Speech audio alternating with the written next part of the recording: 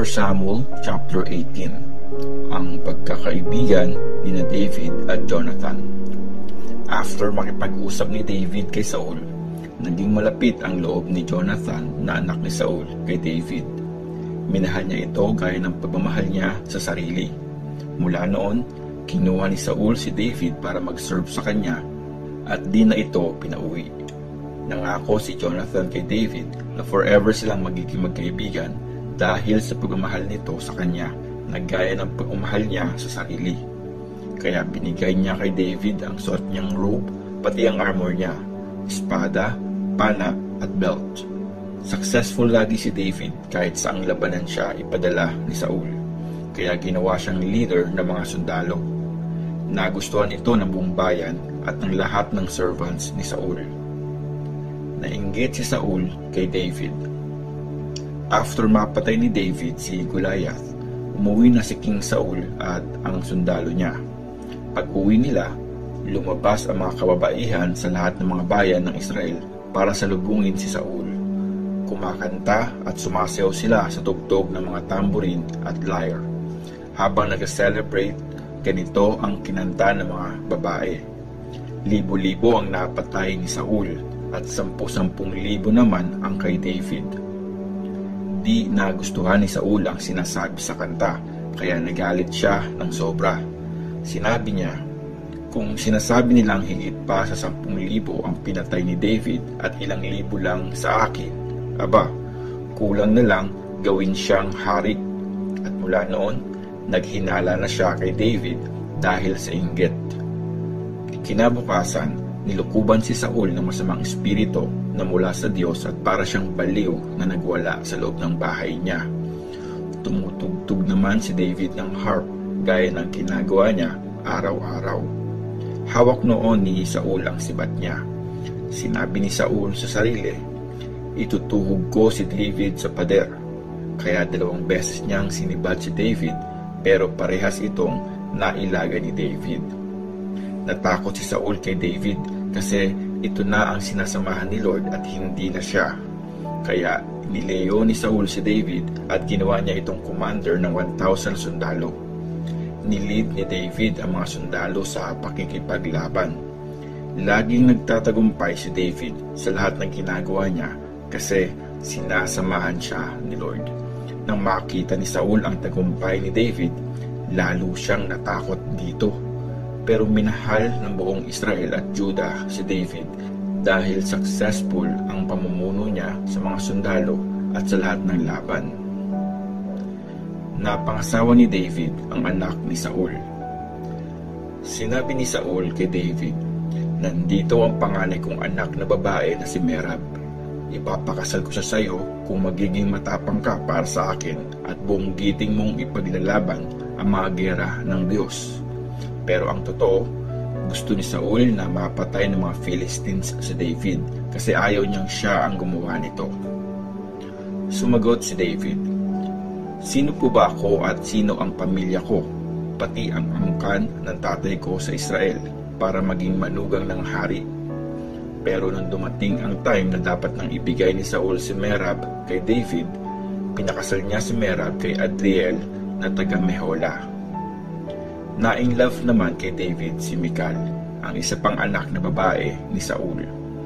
Nang malaman ito ni Saul, natuwa siya. Sinabi ni Saul sa sarili, si Michal ang ibibigay ko kay David. Gagamitin ko siya para itrap si David at mahulog siya sa kamay ng mga Philistines. Kaya sinabi niya uli kay David, magiging manugang na talaga kita. Kaya inutusan ni Saul ang mga officials niya na kausapin ng personal si David at sabihin sa kanya, gustong gusto ka ng hari, pati ng mga officials niya. Kaya pumayag ka ng pakasalan ang anak niya. Sinabi nga ito ng mga officials ni Saul kay David. At sumagot siya, sa tingin niyo ba pwede akong maging manugang ng hari? Mahirap lang ako at walang may pagmamalaki. Sinabi kay Saul ng mga officials niya ang sagot ni David. Sumagot si Saul, sabihin niyo kay David na wala akong hinihinging kapalit na halaga para sa mapapangasawa niya except sa mga balat galing sa pinagtulian ng 100 na Philistines bilang ganti sa mga kalaban ng hari. Ito ang plano ni Saul para mapatay ng mga Philistines si David. Natuwa si David nang sinabi ito ng mga officials si Saul dahil pwede na siya maging manugang ng hari. Bago dumating ang araw ng kasal, sinalakay ni David at ng mga sundalo niya ang mga Philistines at 200 ang napatay nila. Dinala niya sa hari ang mga balat galing sa pinagtulian ng mga Philistines at binilang ito sa harapan niya para pwede na siyang maging manugang ng hari. Dahil dito, pinakasal sa kanya si Michal. Lalong na-realize ni Saul na kasama nga ni David si Lord at kung gaano ito kamahal ni Michal. Kaya lalong natakot si Saul kay David at habang buhay na niya itong tinuring na kalaban. Patuloy na nakipaglaban ang mga commander ng mga Philistines pero palaging nananalo si David sa bawat giyera at mas successful pa siya kaysa sa mga sundalo ni Saul. Kaya naging sikat na sikat ang pangalan ni David. 1 Samuel chapter 19. Kinangkang patayin ni Saul si David. Kinausap ni Saul si Jonathan at lahat ng officials niya at inutusan silang patayin si David. Pero sobrang malapit ang loob ni Jonathan kay David. Kaya sinabi ni Jonathan kay David, plano ng tatay ko na patayin ka. Kaya bukas ng umaga, mag-ingat ka. Pumunta ka sa isang sekretong lugar at magtago ka doon. Pupunta naman ako sa tatay ko sa bukirin na malapit sa pinagtataguan mo at kakausapin ko siya tungkol sa iyo. Sasabihin ko agad sa iyo ang kahit anong malaman ko. Kinabukasan, kinausap ni Jonathan ang tatay niya tungkol sa kabaitan ni David. Sinabi niya, please tatay, huwag mo po sanang gawan ng masama ang servant mong si David. Wala po siyang masamang ginawa sa iyo. Actually, malaki nga po ang pakinabang mo sa kanya. Tinaya niya ang buhay niya nung patayin niya si Goliath at nagbigay si Lord ng malaking tagumpay sa buong Israel. Nakita mo po ito at natuwa ka dahil doon. Bakit mo gustong gawa ng masama at patayin si David nang walang sapat na dahilan? Nakinig nga si Saul at na-convince siya sa pakiusap ni Jonathan, kaya sumumpa siya sa ngalan ni Lord na di niya papatayin si David. Tapos, tinawag ni Jonathan si David at sinabi rito ang napag-usapan nila ni Saul. Sinama siya ni Jonathan kay Saul at nag-serve si David sa hari tulad ng dati. Niligtas ni Michal si David. Naglaban ulit ang mga Israelites at mga Philistines. Sinalakay ni David ang mga Philistines at natalo niya ang mga ito.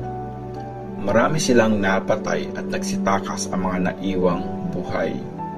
Isang araw, habang nakaupo si Saul sa loob ng bahay niya at hawak-hawak ang isang sibat, naposes ulit siya ng isang masamang espiritu mula kay Lord.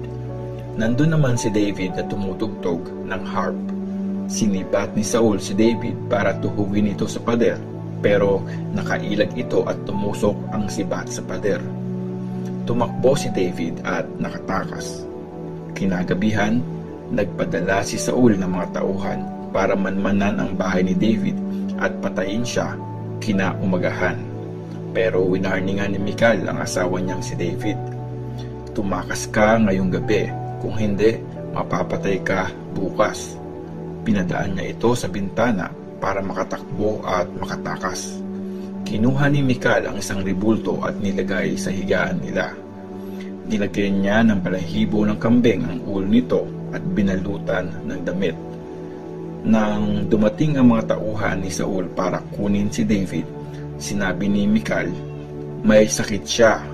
Pero pinabalik ni Saul ang mga tauhan niya at sinabi, buhatin niyo pati higaan niya para mapatay ko siya. Pagbalik ng mga tauhan niya, nakita nila sa higaan ang rebultong may buhok ng kambing. Tinanong ni Saul si Michal, bakit mo ako niloko ng ganito at pinatakas ang kaaway ko? Sumagot si Michal, papatayin niya raw po ako pag di ko siya pinatakas. Nakatakas nga si David at nagpunta siya kay Samuel sa Rama. Sinabi niya rito ang lahat ng ginawa ni Saul sa kanya. Sumama siya kay Samuel at nanirahan sila sa village ng mga prophets. May nagsabi naman kay Saul na nasa village ng mga prophets sa Rama si David. Kaya nagpadala si Saul ng mga tauhan para hulihin ito. Pero nang makita ng mga tauhan ang grupo ng mga prophets na nagsasayawan at nagkakantahan sa pangunguna ni Samuel, nilukuban din ng Espiritu ng Diyos ang mga tauhan ni Saul at nagsayawan at nagsigawan na rin sila gaya ng mga prophets. Nang mabalitaan ito ni Saul, nagpadala siya ng isa pang grupo, pero nagaya rin sila sa naunang grupo. Tapos, nagpadala ulit siya ng pangatlong grupo, pero ganun din ang nangyari sa kanila. Kaya si Saul na mismo ang pumunta sa Rama. Pagdating niya sa malaking balon sa Seku, pinagtanong niya kung nasaan sina Samuel at David. Sinabi sa kanya na nasa village ng mga prophets sa Rama ang dalawa. Nang papunta na siya doon, nilukuban din siya ng Espiritu ng Diyos.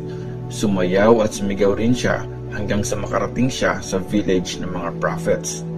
Pagdating doon, naghubad siya ng damit, sumayaw at sumigaw sa harapan ni Samuel. Buong araw at gabi siya nakahigang hubad. Kaya dito nag-start ang kasabihang, prophet na rin ba si Saul?